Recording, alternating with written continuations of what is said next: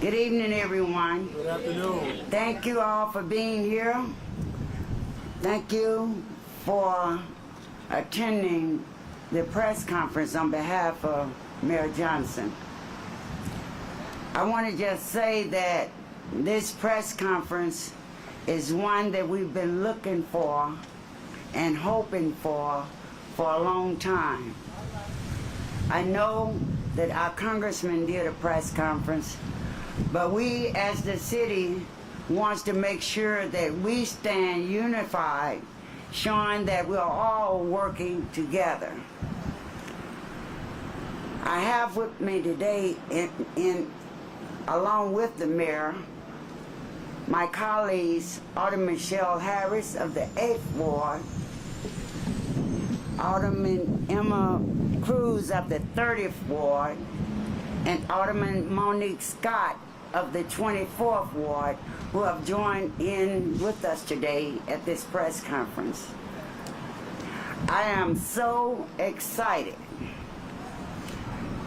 I never gave up hope, and I just kept the faith and just put the work in, and at the end of the day, see how we come out. And I truly believe that having that hope and that faith, that you can move some mountains.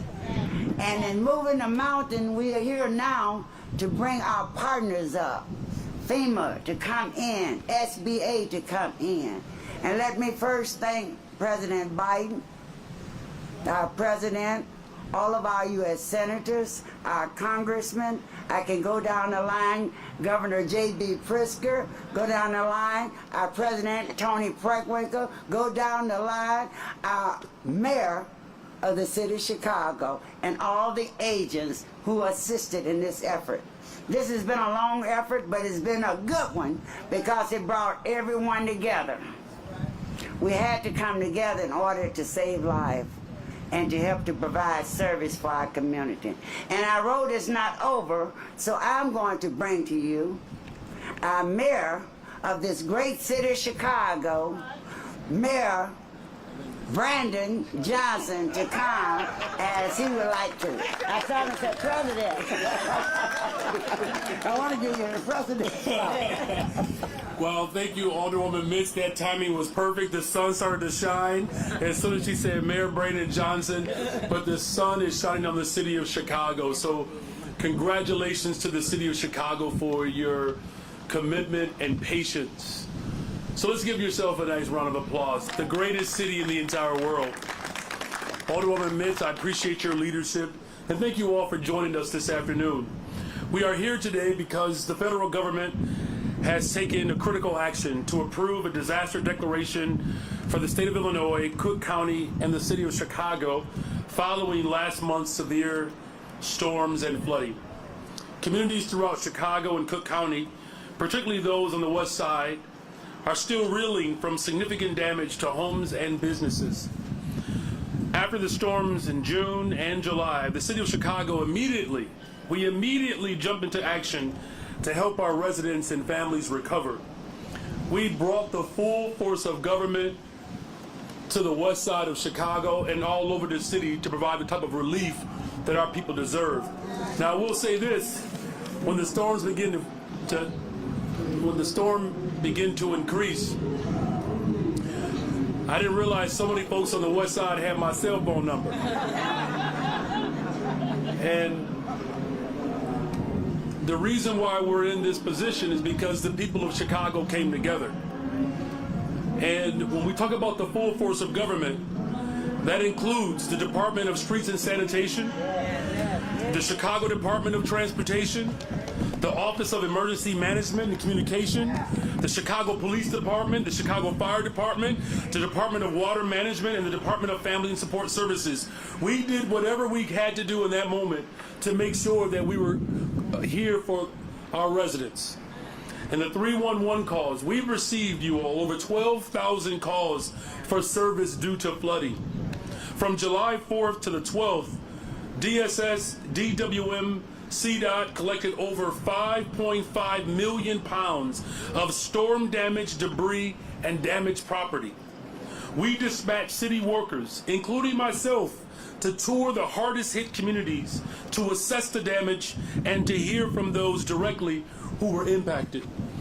And as I walked through my neighborhood, my heart ached to see the pain and the damage caused by the storm. And as you all know, the city of Chicago, we're known for a lot of different things.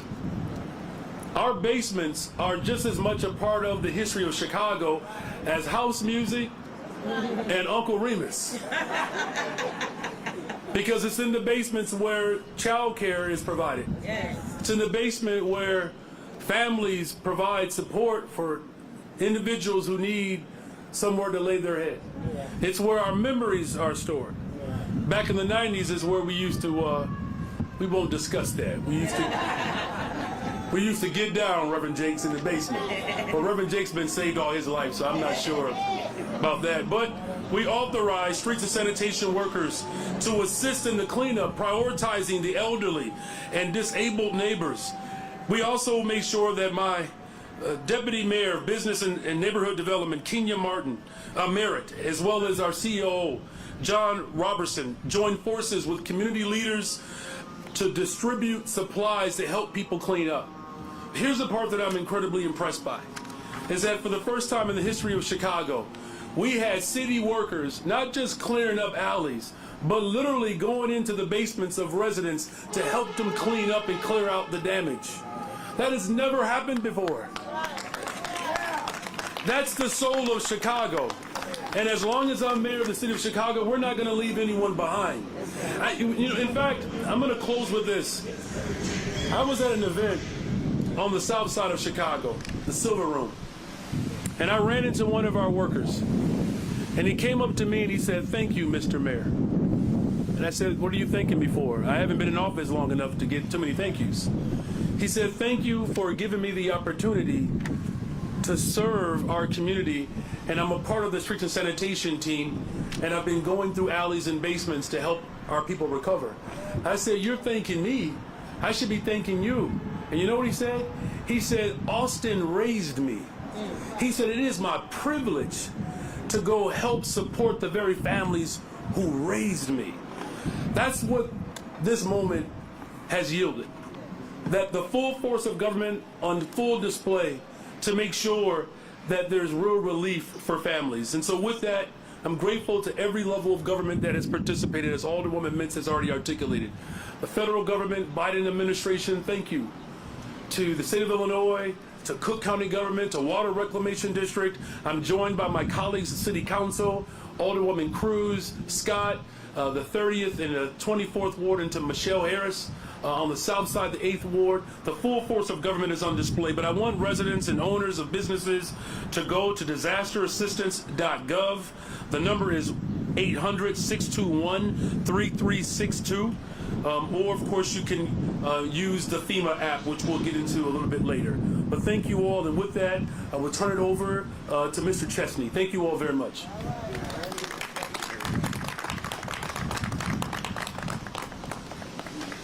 Good afternoon, everyone. Good afternoon. Good afternoon.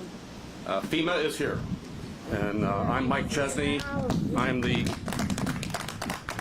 Region 5 Deputy Regional Administrator. I'm so pleased to be standing here alongside of all of our partners, local, state, federal partners, here to share important information about federal recovery resources that are now available to individuals in Cook County who are affected by the severe storms and flooding that followed just over a month ago. First and most importantly, if you are a Cook County resident with uninsured losses from the June 29th through the 2nd of July storms and the floodings that followed, please register for federal assistance. You can do that in 3 ways, and you heard this from the mayor.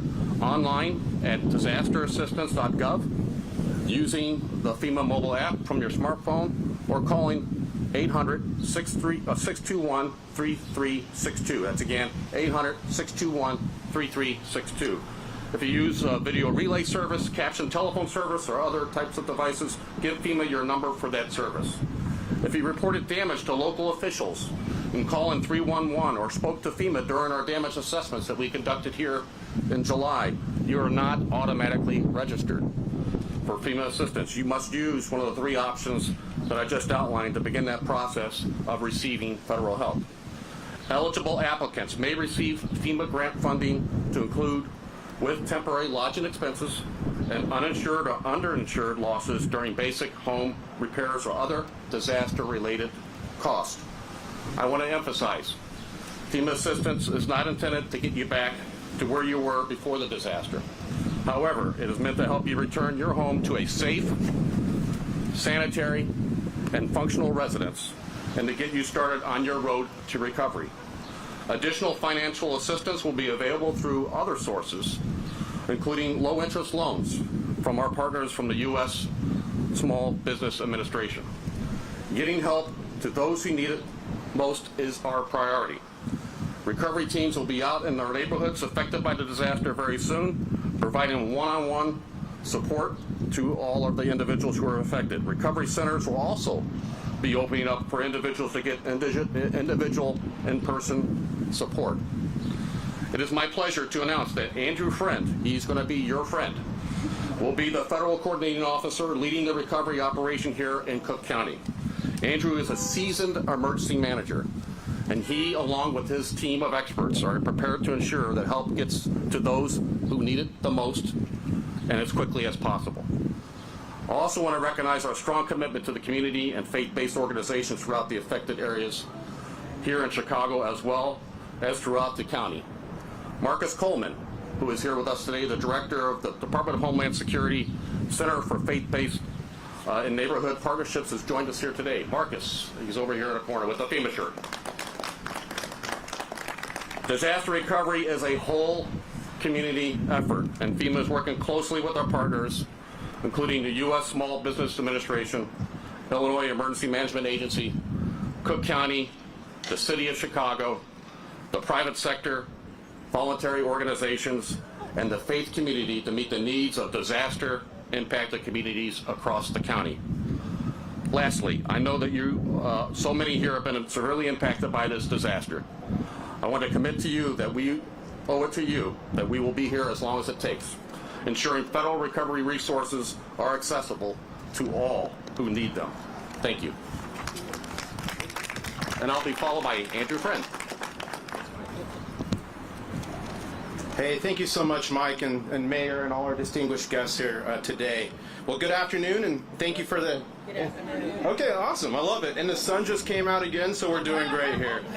As mentioned, my name is Andrew Friend, and I'm the Federal Coordinating Officer for the disaster operation here in Illinois. Our FEMA team is here on the ground right now, working hard to bring federal resources to Cook County survivors. Our priority now and throughout this operation is to reduce barriers, expand access, and ensure survivors can get the assistance they need as they navigate their road to recovery. I want to encourage residents to continue cleaning up, to take photos of the damage, and to keep the receipts. If you have insurance for the damage to your home, file that insurance claim. FEMA cannot duplicate assistance from others, and insurance is often the best way and the best source of financial help when a disaster occurs. For those in Cook County who are uninsured or underinsured and have disaster losses or expenses, know that FEMA assistance is available. Those options include online at disasterassistance.gov, using the phone number, which is 800-621-3362, or also the FEMA application that can be used on a smartphone. Not only do we have multilingual operators who speak your language available when calling the FEMA hot and helpline, but also we have bilingual staff on the ground here in Cook County to provide the full support needed to these hard-hit areas. Additionally, all written products will be translated to increase accessibility and important access to recovery information for all. As Mike mentioned, we are bringing federal resources into neighborhoods, communities, and villages, and that we're going to have disaster recovery centers in these impacted areas as well. To ensure our programs are accessible to all, we're going to make sure to get where the people are. However, you don't need to physically go to a disaster recovery center to get help. You don't have to. You can start your road to recovery right now. You can do that by visiting disasterassistance.gov. That's disasterassistance.gov, downloading the FEMA mobile app, or calling 800-621 3362. We'll be here alongside our federal partners at the Small Business Administration, as well as our state, county, and local governments, and other whole community organizations to do what we can to continue to move that needle forward on getting back to a new normal for so many that were affected by this event. Before I close, I want to note that unfortunately, fraudulent activity typically increases after disasters. Con artists may try to take advantage of disaster survivors and get their personal information to steal their identity. Know that FEMA and SBA will never ask for money. We will never require payment in any form. FEMA personnel will have an official identification badge, so always ask to see the ID. If you're unsure whether someone is who they say they are, you can call the FEMA hotline to verify if they're actually FEMA employees. We know the past month has been difficult, and we're committed to doing what we can to lessen the struggle and support progress towards long-term recovery across the county. And with that, I would like to hand it over to Greg Nimmo, who is the IEMA State Coordinating Officer and Recovery Branch Chief, and he's also my counterpart in this disaster. Thank you.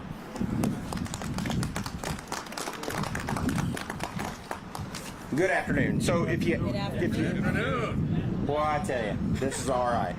Hey, so I will tell you, going into this, I hope you understand that you've heard the phone number 3 times. You've heard the website 3 times. You've heard you can download an app on your smartphone 3 times. I want to tell you it works. It works successfully. In fact, to date, last 24 hours, there's been over 8,000 registrants already. Oh, wow. So that is a huge number to get us started. That's just a simple start. So keep in mind, with that information, please, those that can do that, do that. We anticipate there's probably going to be some crowds at some of these locations when the building actually open up and you can walk in and get some help there one-on-one. We understand that there's probably going to be a little bit of line in that. That being the case, that's certainly fine. But if you have the skills and ability to do that online, please do so is what we'd ask you to do. Share that with the people that you know, share it with your neighborhood. So, starting today, we as the government are here to help on the road to recovery when it comes to the funding models to help where we can. Government has limited roles. You can do certain things. We have certain powers, certain parameters, certain laws, certain things we have to operate under. I will tell you, today we're bringing the full force of everything we got to the table for you. So that's key. The FEMA and SBA programs you have today, again, you heard it mentioned, are for the road to recovery. They're not to make you whole, but they're to get you back on your feet where you got a safe place to live and some place to sleep and get you going on that. I also wanted to tell you, not to be braggadocious, but the partnerships that I develop here, these folks back here are no longer just other government peers, they're friends.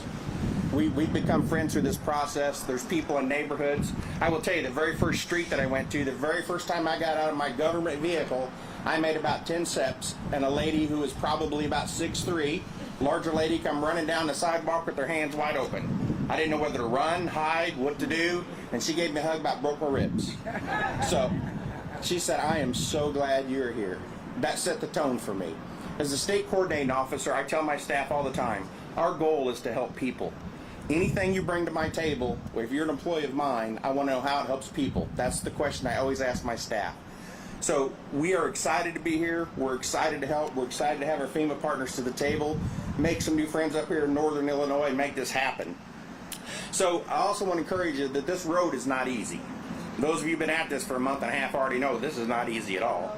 It's not fun. It's just a bad place to be. But I will tell you, a couple things I want to encourage you with. Do not give up. We heard Alderman talk about having the hope and the faith and the mustard seeds and moving them mountains. She's right. We have to have those things. And I will also tell you, you really have a big responsibility here when FEMA starts reaching out really intently to you and your neighborhoods and your communities. Here's what it is, and here's something that we struggle with no matter where we have disaster, is people answering their phone because they don't recognize the number or failing to call back. If you do that several times, there's a chance you might get put on a hold list, and until you reach out, nobody's going to help you. Okay? So really make sure you're sharing the word. Hey, if there's somebody out there and you get a weird phone call and you've registered for FEMA, today's the day you better pick that one up and just see who it is first and get the help that you need. The other thing is, and I've seen this in the neighborhoods we go to, somebody will say, hey, this is the 3rd largest city in the United States, a lot of people, so on and so forth. Yeah, but it's made up of a bunch of neighborhoods. That's the key thing, you know. And there's neighborhoods all across America, every part of every state. There's neighborhoods everywhere. These neighborhoods are no different. So here's the key to success: neighbor helping neighbor. You know, there's going to be people that you know right now, if I ask you, is there somebody going to struggle to get registered? Y'all would say, yeah, there's somebody I know. Get with them to get registered. Go over there and set online. FEMA will have some services available. If you identify that person, we can work with you to help get that person registered. So there's a lot of things coming your way. You're going to see some physical facilities open up. It's going to take a little time because there's a lot of people, buildings to lease, locations to establish, things to happen, but that's all in progress and has been since the end of last week. So we are working on this very intently.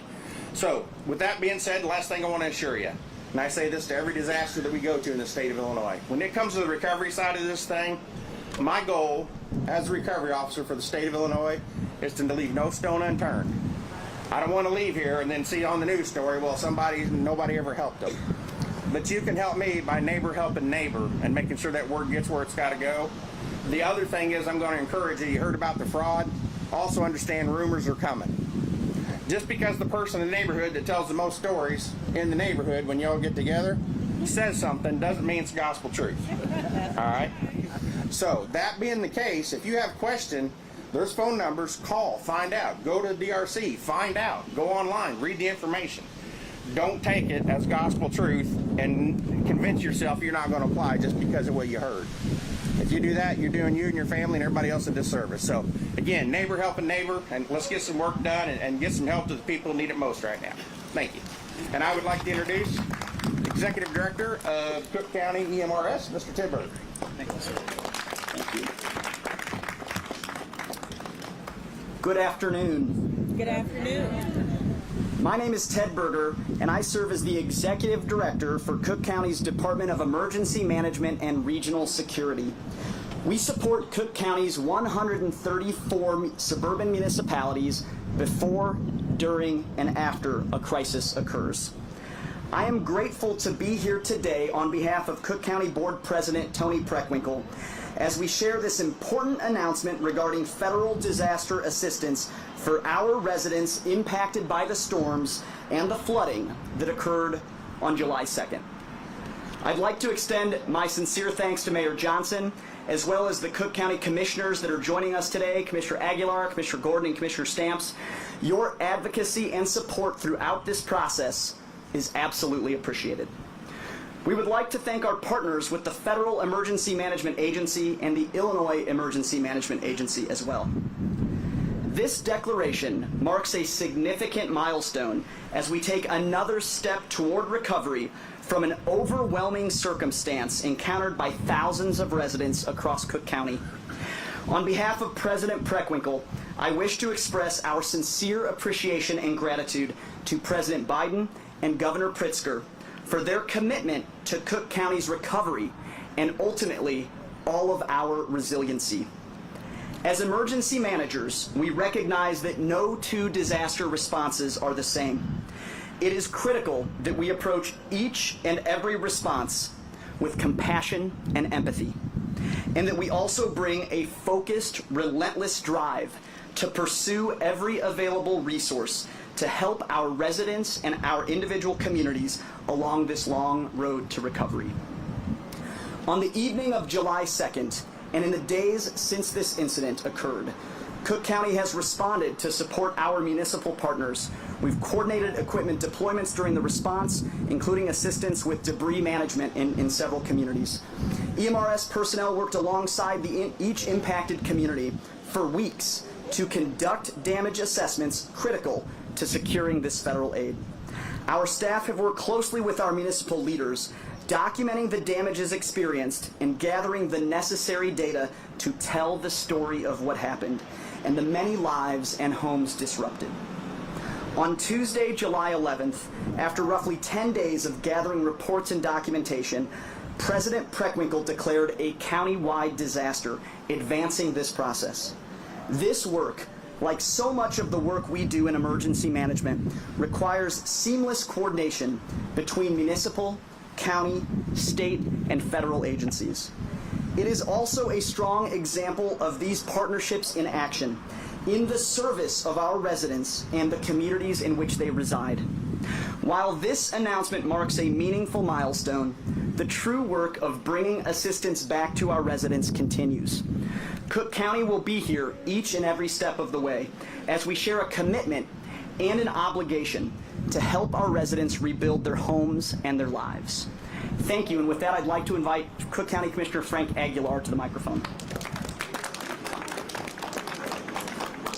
Thank you, Ted. First of all, I'd like to thank Cook County Board President Tony Prebrinkle and Ted, Executive Director of the Cook County Emergency, Ted Berger, for their first responding to the urgent need on the day of the storm. This is where it all started. I want to thank my colleagues on the board of Cook County to support our residents. I'd like to support elected officials, Governor Pritzker for declaring this a disaster, and our President Biden for his support, and IEMA, Illinois Management, and FEMA. Thank you for being here, and Mayor Johnson, thank you very much. But this is not the end. We have a lot of work to do. Burnout people are just cleaning up, and I'd like to also thank our first responders, the water department, and the public works who are out there firsthand helping our residents clean up and address emergency situations in their homes. We need, I like to stress, we need federal support, federal investment in our water system, in the water wreck. This is not going to go away, and this is going to get worse. We cannot continue waiting for more and more storms to come and devastate our communities.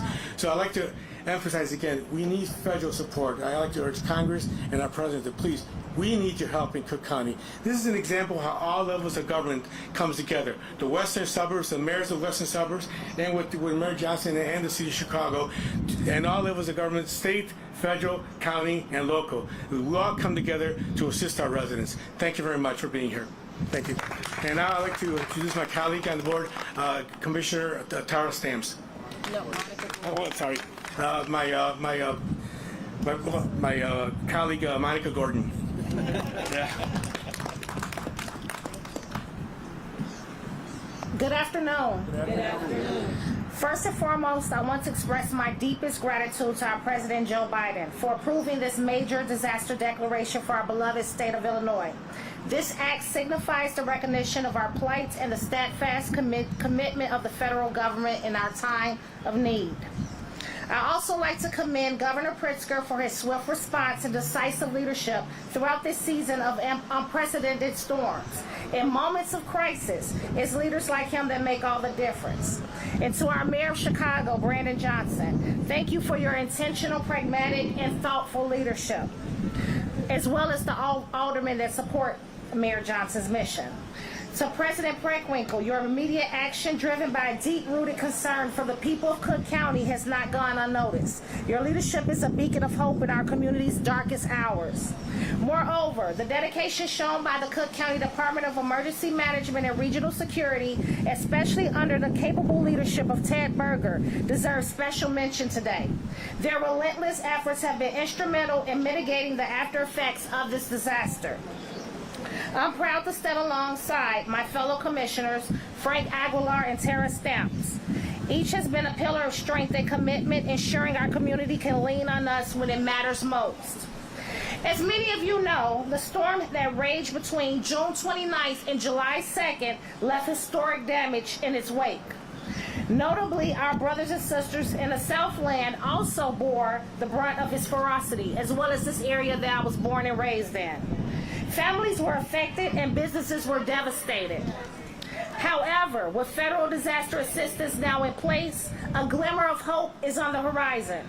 This assistance will be a lifeline for countless individuals and small businesses, allowing them to rebuild their lives. These funds will not only repair homes and properties, but will prove that the government is ready, willing, and able to be there for its most vulnerable residents in their time of need. Moreover, the provision for hazard mitigation measures ensures that Cook County becomes more resilient and better prepared for future challenges. I would like to acknowledge Mr. Andrew Friend, the Federal Coordinating Officer for the recovery operations. We look forward to working hand in hand with you and ensuring that every aid reaches its rightful recipient. I would also like to recognize IEMA as well in this mission. To everyone affected, you've heard this before. We urge you to tap into the available resources, whether it's registering online at www.disasterassistance.com. I'm sorry, disasterassistance.gov, G-O-V. Calling 1-800-621-3362 or using the FEMA app. Help is just a few clicks or a call away. Cook County has always been a symbol of resilience and unity. Together, we'll rebuild more robustly than before, forging a brighter tomorrow from today's adversities. Thank you. And next, I would like to introduce my colleague, Commissioner Tara Stamps. Good afternoon. I'd first like to say this is what servant leadership looks like.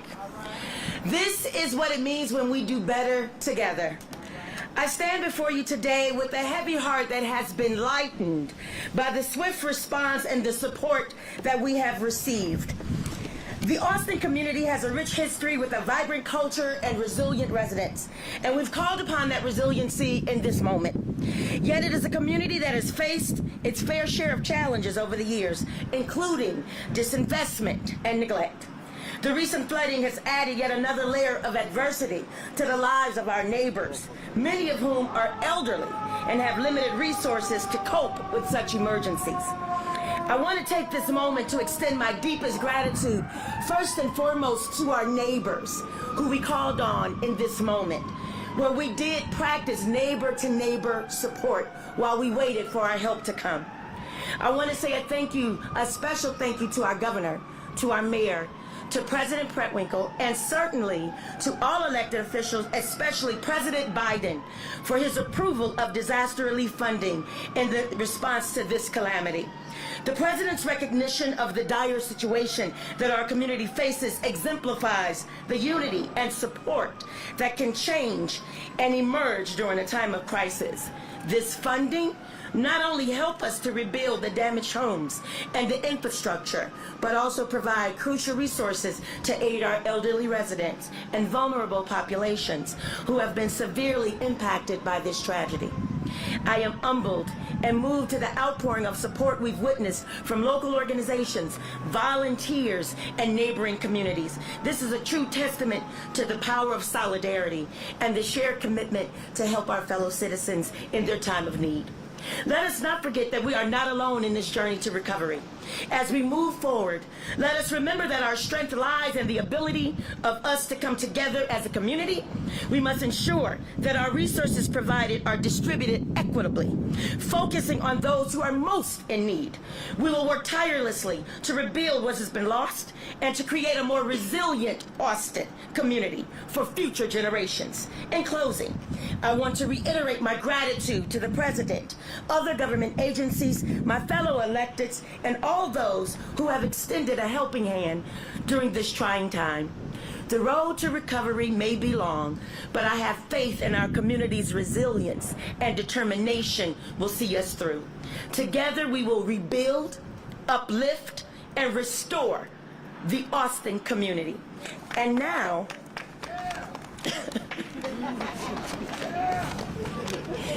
I would like to introduce one of our very own neighbors whose this flood devastated her home daycare, Miss Mary Murphy, and immediately following we will be open for questions and answers. Thank you so much.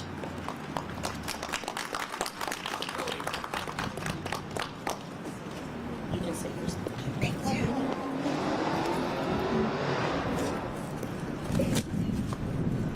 Good afternoon, everyone. Good afternoon.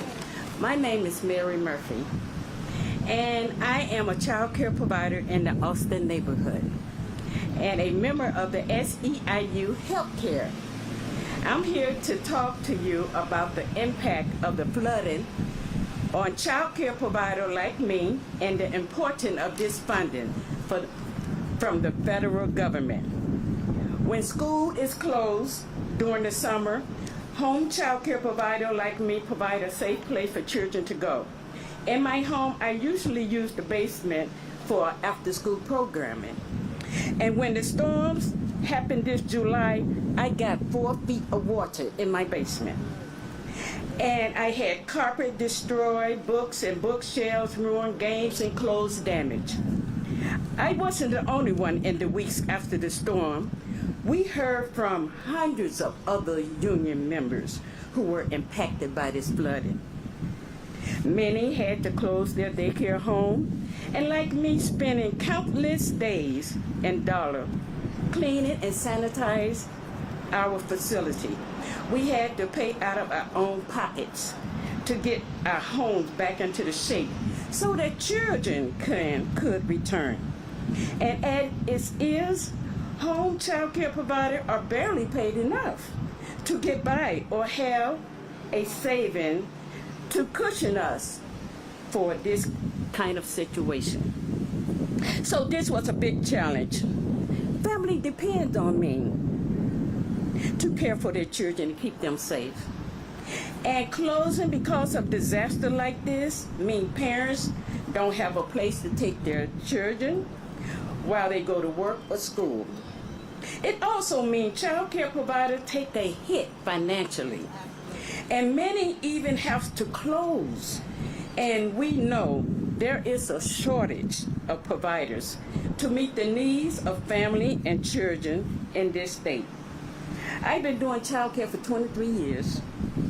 It took me time to build my program, to get the education and training I need to provide a safe and place for children to learn. These unexpected disasters like flooding impact me and the children I care for in a major way. In my home, I'm still cleaning up the damage, and I have not had the access to my basement since the storm. That means my school-aged children don't have a place to relax, to play games, and to learn together. With school starting next week, I'm still not sure I have the space ready for them. I talked to other child care providers who lost furniture and others who was dealing with broken hot water heaters. Some providers had water up to their knees and others up to the first floor. So many providers on the west side were affected, and this is a huge loss, not only to us, but to the community. We are living in neighborhoods that don't have enough resources, and we are child care providers providing a safe and healthy learning environment for the children in our community. When we close, it impacts everyone. I'm so grateful for President Biden, Governor Pritzker, and Mayor Johnson for making sure that we get the funding we need to come back from this disaster. I personally will benefit from these funds, and I know many other child care providers will too. I will be able to afford to repair the baseboard and the bathroom in my basement that were impacted by flooding, and to get the facility to be clean and ready for the children when they go back to school. Having funds to support child care providers like me with expenses and needed related to this disaster is a huge help. Thank you again to President Biden and Governor Pritzker and Mayor Johnson for your advocacy, making sure that child care providers and small business owners in Chicago affected by these storms are not forgotten. Again, thank you for listening to my story.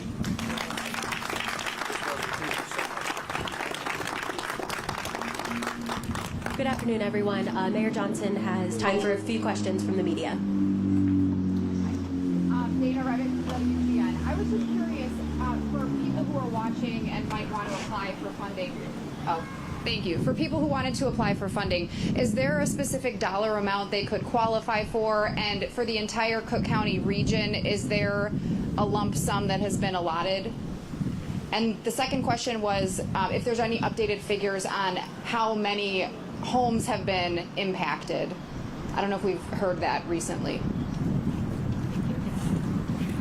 Thank you for that question. It's a great question. And, as we set up operations here with Andrew Friend here on the ground, first and foremost, it's about getting everybody to apply for federal assistance. And we are fully resourced to support this disaster financially and with the appropriate staff who are here to support this disaster and help these communities affected by it come back to recovery. we don't have any issues that I'm concerned with of any kind of financial shortfalls. So we're here to help, and we want to make sure that the first thing we want to tackle is getting everybody to register, and then we'll go from there. Thank you.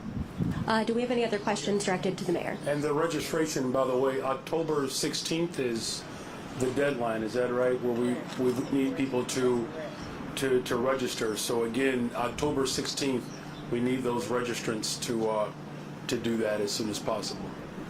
Hi, Mayor. Sure. In the number of homes that are affected, I can speak for the western suburbs, especially Cicero. I would say about over 25,000 homes were devastated this past storm. Thank you. Hi, Mayor. Following the record floods in July, some residents had told WBZ they were frustrated because at the time they hadn't gotten calls back from 311. With the 311 system, one of the primary ways the city identifies folks affected by floods.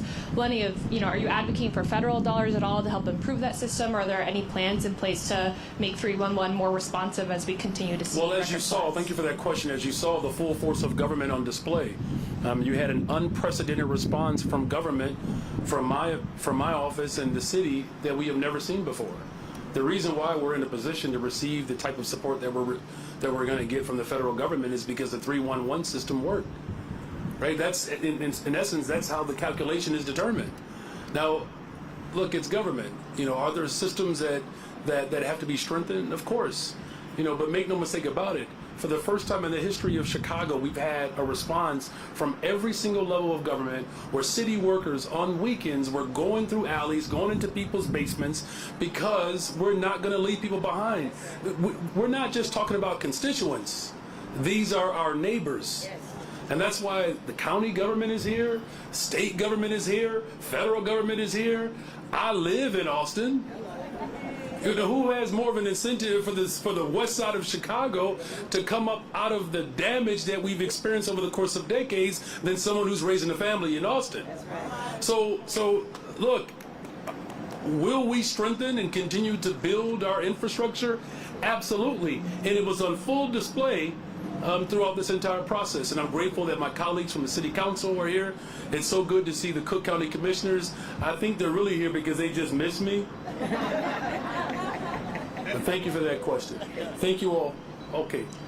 Mayor Johnson has time for one more question from the media, and then our other representatives will be available. Okay. Hi, my name is Trey Arline from Block Club Chicago. I wanted to ask, what is the overall long-term plan to ensure flooding like this can be prevented on the west side in the future?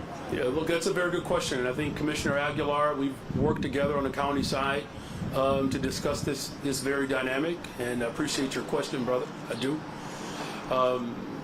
Look, clearly climate change is real.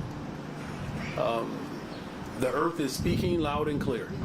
Because at the time in which this unprecedented levels of rain that fell, you had extreme heat in the western part of the country. Well over 100 degrees. Wildfires breaking out. We had smoke coming in from Canada. We had floods coming. My wife said, if the locusts come, Brandon, you better repent.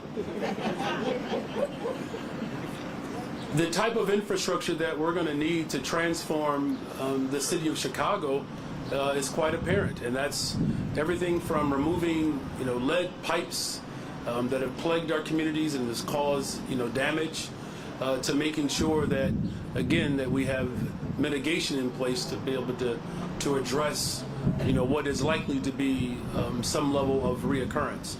And so, again, from the federal to the state to county to local municipalities, we're all committed to making sure that we have resources. Particularly, there's some excitement around the Inflation Reduction Act that can provide opportunity for not just mitigation, but more green technology to ensure long-term sustainability. So I appreciate you all being here today. And again, do not forget, October 16th is the deadline. Use your applications. Also use that number, and to know that we're not going to leave anybody behind in the city of Chicago. Thank you all very much. So the mayor has a couple of their activities that he has to leave to. We'll open up the floor for media questions to some of our other partners who are on stage. Do we have any media questions? I'm Brandon with WBBM News Radio. I'm just curious who might be able to speak. I know there's an October 16th deadline to register, but how quickly could someone expect if the relief comes in the form of monetary? When could people expect to see that money in their bank accounts? Where are you? It's right there, cup hat. Oh, with the cup. Oh, right. There you go.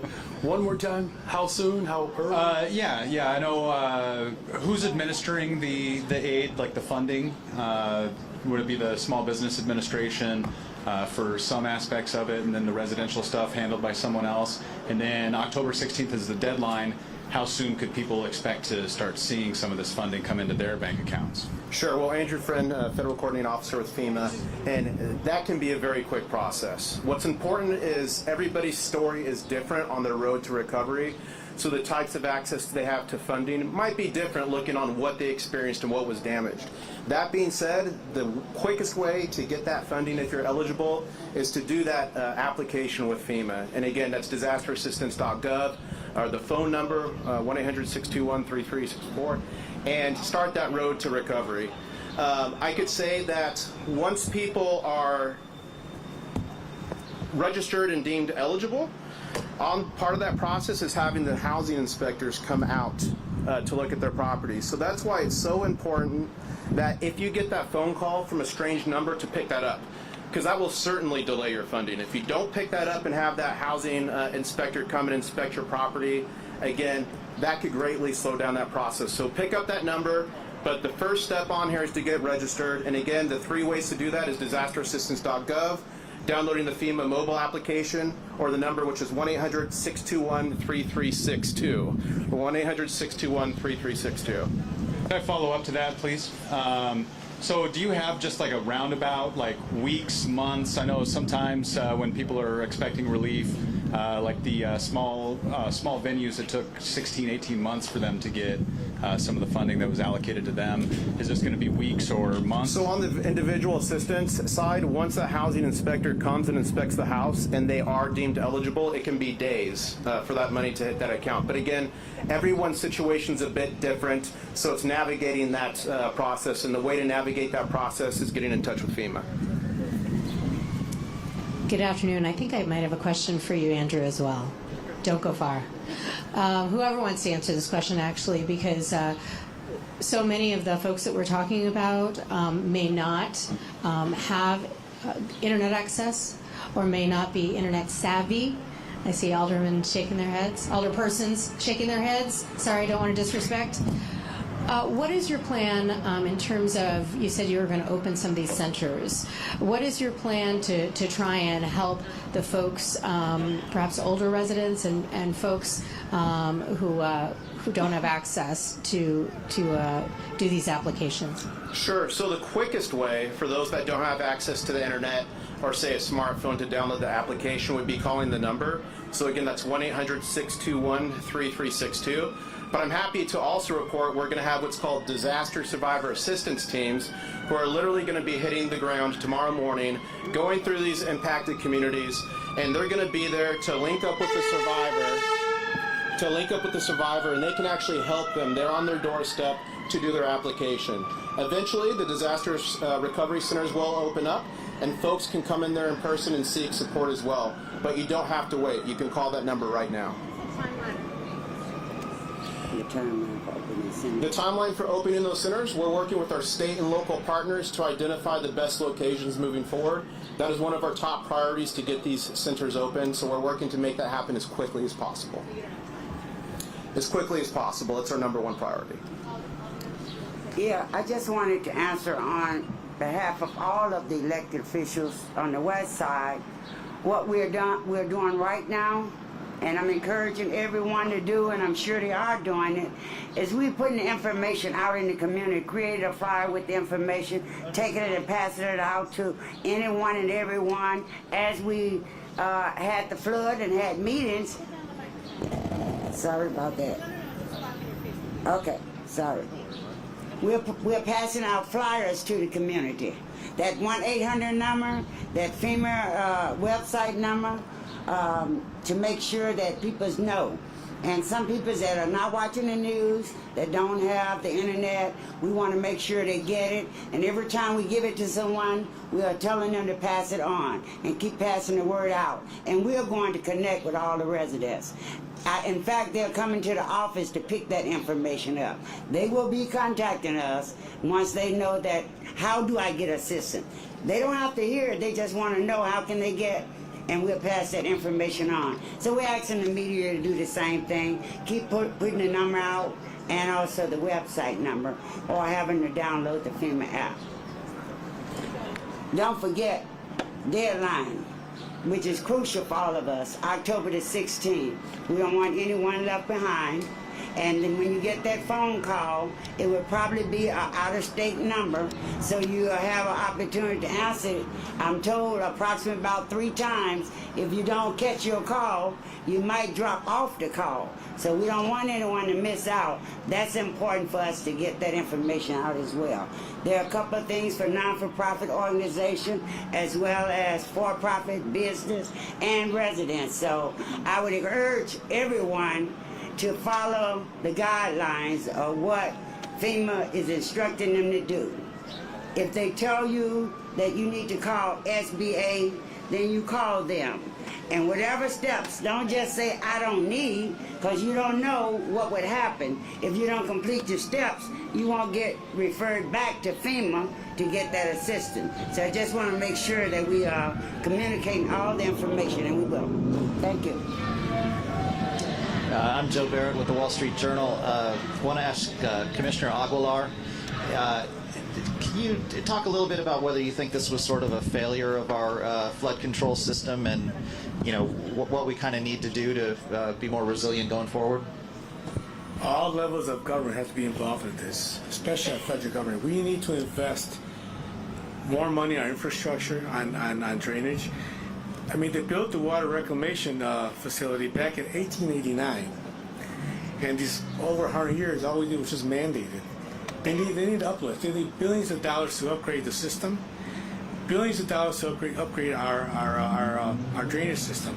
We need help. It's a federal issue. This is not one local community's issue. It's a regional. We need much more investment from our federal government. I just wanted to follow up because we heard the warning that there are always fraudsters out there. So this call that you might be getting from a number you don't recognize, that's usually a tip that you don't pick up, right? So can you just give us a little bit more information if you do get a call from a number you don't recognize? What are they going to be asking for, and what maybe not to give out? Like, how are you going to know this is actually a representative of FEMA or AMIN? Sure. Well, first, you need to register. So if you get the call and you haven't registered, there's a problem there, right? But once you register and you get that out-of-state call, they're going to be making contact, identifying who they are. They're going to be verifying some information with your application number, and then scheduling that visit. If you are unsure or uncomfortable, you can ask them for their name. You can hang up and say, I need you to call me back. I need to verify who you are. You can hang up the phone. You can call the FEMA number and say, hey, I'm so-and-so. I think I got called by a housing inspector, but I want to double check that.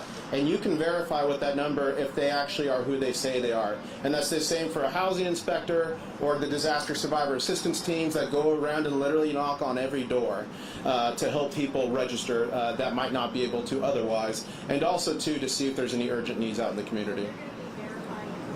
Already on the application, they're not going to be asking for any additional personal information or any type of payment. FEMA and the SBA will never ask for payment. If anyone's asking you for payment or for money, that is not us. That is 100% fraud. What they will be doing is confirming information that's on your application, including your application number, that would not be possible for a fraudster to get, okay? And again, if you're unsure, you feel uncomfortable, say, hey, I need your information to call you back, you can call the FEMA hotline number, verify with them before you press forward. But unfortunately, during times of disasters, there are those folks that try to take advantage of the good people and the survivors who already went through so much. So it's important to us that everybody's safe. Got it. Any other questions from media for our folks up? Thank you very much. Very much appreciate all of you attending. Thank you so much. Thank you. All right.